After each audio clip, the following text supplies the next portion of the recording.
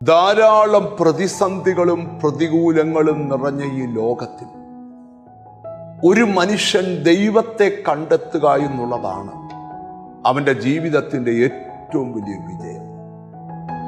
ആരുമില്ലെന്ന് തോന്നൽ വരുമ്പോൾ, ഒറ്റപ്പെടലുകൾ വരുമ്പോൾ മനുഷ്യൻ ദൈവത്തെ അന്വേഷിക്കാറുണ്ട്. വഹിക്കാൻ കഴിയാത്ത പ്രശ്നം, സഹിക്കുവാൻ കഴിയാത്ത പ്രതിബന്ധം നമ്മുടെ ജീവിതത്തിൽ ഒരു കൊടുങ്കാറ്റ് പോലെ ആഞ്ഞടിക്കുമ്പോൾ മനുഷ്യൻ ദൈവത്തെ അന്വേഷിക്കാറുണ്ട്.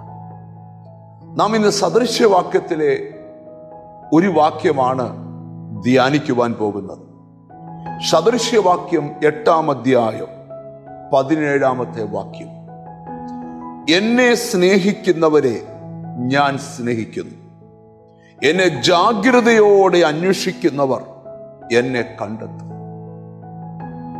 ദൈവവചനം പറയുകയാണ്, ആര് ദൈവത്തെ സ്നേഹിക്കുന്നുണ്ടോ അവരെ നിശ്ചയമായും ദൈവം സ്നേഹിക്കും.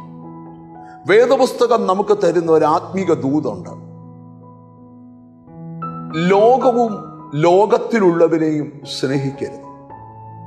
ലോക സ്നേഹം ദൈവത്തോട് ശത്രുത്വമാണ്.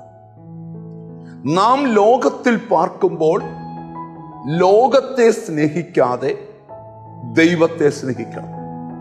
നമുക്ക് പാർക്കാൻ വീട് വേണം, ജീവിക്കാൻ പണം വേണം, കുടുംബം വേണം, മക്കൾ വേണം. പക്ഷേ ഏറ്റവും അധികം ഒരു മനുഷ്യൻ സ്നേഹിക്കേണ്ടത് ദൈവത്തെയാണ്. ഒരാൾ ദൈവത്തെ സ്നേഹിച്ചാൽ നിശ്ചയമായും അവനെ ദൈവം സ്നേഹിച്ചിരിക്കും. പൗലോസ്ലീഹ കൊരിന്ത്യർക്ക് ലേഖനം എഴുതുമ്പം ദൈവം തന്നെ സ്നേഹിക്കുന്നവർക്ക് ഒരുക്കിയിരിക്കുന്നത് കണ്ണ് കണ്ടിട്ടില്ല, ചെവി കേട്ടിട്ടില്ല, ഒരു മനുഷ്യന്റെ ഹൃദയത്തിൽ തോന്നിയിട്ടില്ല. കാണാത്തത്, കേൾക്കാത്തത്, തോന്നാത്തത് കർത്താവിനെ സ്നേഹിക്കുന്നവർക്ക് വേണ്ടി കർത്താവ് ഒരുക്കി വെച്ചിട്ടുണ്ട്. സ്നേഹിത, നിനക്ക് ആഴമായി കർത്താവിനെ സ്നേഹിക്കാൻ കഴിയുന്നുണ്ടോ? അങ്ങനെ നീ കർത്താവിനെ സ്നേഹിക്കുന്നെങ്കിൽ നിശ്ചയമായും കർത്താവ് നിന്നെയും സ്നേഹിക്കുന്നുണ്ട്. ദൈവത്തെ സ്നേഹിക്കുന്നവൻ എങ്ങനെയാവുന്ന ബൈബിളിലുണ്ട്. സൂര്യൻ പ്രതാപത്തോടെ ഉദിക്കുന്നത് പോലെ നീ ഉദിക്കും.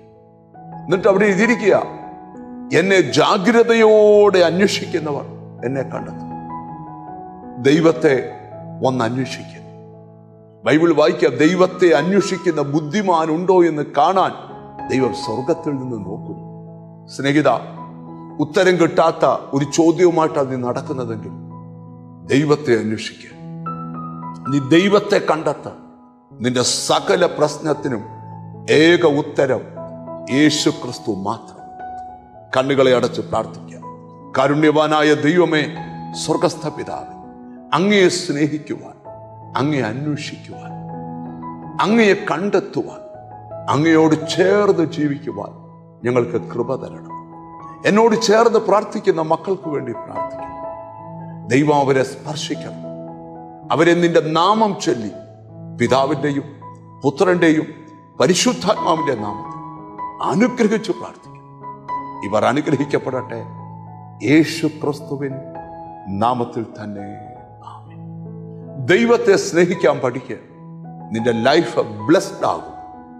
God bless you.